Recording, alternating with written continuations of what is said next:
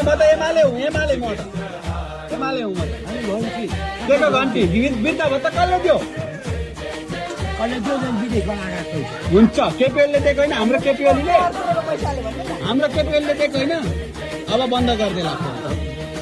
चुपचाप एमालेलाई भोट दिनु गरे पनि गर त्यो भत्ता लाउँदा पनि मैले चलाएकै हो पैसा खाएकै हो अझै पनि गर्छु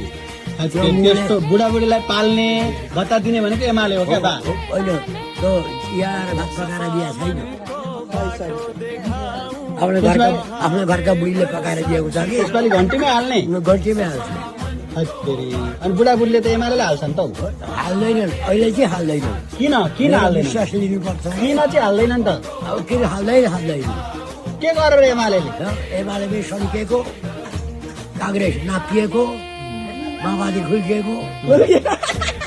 अनि एमाले त झन् बुढाबुढीले भत्ता दिन्छु भन्छ राम्रो बुढाबुढीले त एमाले मन पराउँछ नि त नि अहिले के गरौँ किन अनि तपाईँ किन बिच्किनु भयो एमालेसँग लाखे नबुझेर कहिले नबुझेर केपिओलीलाई त राम्रो मान्छ नि त नि तपाईँ त बर्बाद गर्नुहुन्छ कि क्या यार केपिओलीलाई जिताउँ भनेको हामीले त कसले जित्छ त नि अब के घन्टीलाई बालेनलाई हाल्ने